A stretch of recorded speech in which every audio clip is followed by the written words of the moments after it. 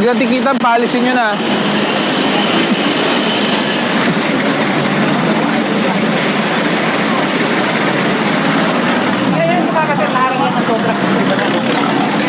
Illegal. Nasa loob po, sir. Tignan mo, sir. Nasa loob po, sir. Boss, hindi loob yan. Bangketa po yan. Sir, Ayan, nasa... Bumili ka na ako, sir. Ng kape, sir. Saglit lang, sir. Sir, teka lang. Ako lang muna magpapaliwanag, ha? Ilang taon na po kayong may lisensya? Since 2024. Last renewal nyo. Tama po ba? Opo, sir. Nag-exam po kayo? Ayun po, sir. Saan po kayo nag-exam? Sa LTO. Saan branch po ng LTO? Sa Isabi nyo. Ngayon, sir, ano pong tawag dito sa portion na ito po? Sa loob na po ng private na yan, sir. Ay, hindi po private. Sidewalk po yan po. It's not private property. Saan po? Sige. Dito po sa loob po yan, sir. Hindi, pero ito yung kotse mo eh. Ako po yan, sir. Kotse mo to. Opo, ako. Okay, so sinasabi Yung mo, labas ng kalsada. Ay, ito po. Yung wait po, sir. ang tawag po niyan, sir, is gutter. Paano po, nag-exam po kayo talaga? Hindi po, sir. Hindi naman ako nakaharap sa gutter, sir. Nasa loob po ako ng Ang tawag private nito, po yan, sir, gutter po ito. Easement po yan. Gutter po ang tawag niyan. From sidewalk. Ito po ay sidewalk. Saan po man galakad ng tao? Kung kayo po tanungin ko, sir. Hindi na po siya sagop, sir, ng public, sir, road, sir, Are you sure? Are you sure? Nasa loob po siya ng compound. Sigurado po kayo? Nasa loob na po siya ng compound. Hindi po tulad ng compound. Sidewalk po ito buo. Ayan, no? Ang loob po ng compound, yung kalahati ng kotse nyo po. Ang nasa loob ng compound, yung kalahati ng kotse nyo po. Ito po ang pader ng private compound. Anything beyond that, that is private.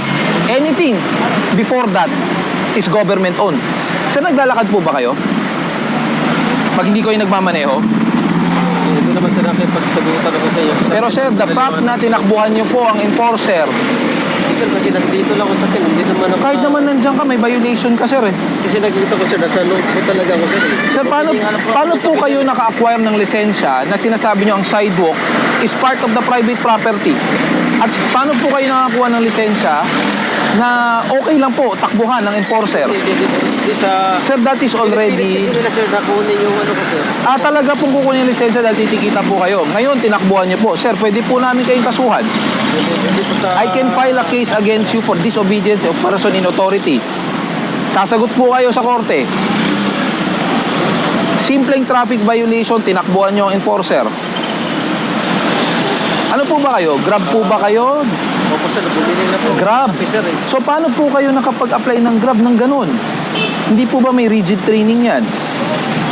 Pagkaintindi ko po kasi, sa loob po talaga ako. Kaya nga sir, pinapaliwanag po sa inyo, ilang dekada na po kayo nagmamaneho, hindi nyo po pala alam na ang sidewalk ay government property. Ayan po ang sidewalk, oh. Yan po, sir. Nilalakaran ng tao. Ang tawag po sa puting linyang ito, gutter po yan. Kita nyo. Pa-verify. Sir, pa-verify nga po ng ORCR nyo. Patabi nyo po doon, pakitabi. Tapos pa-verify po ng ORCR.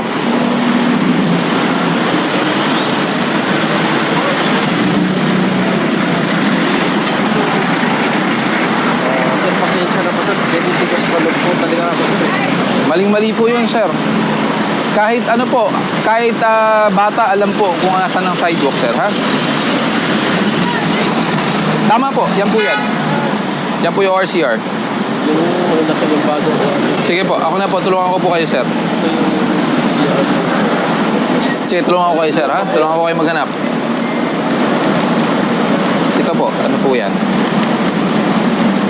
CR po yan. Ayan, ano po yan? Pwede po bang masilip? Sino ko pala yung dito? Ito yung bago. Yung latest na.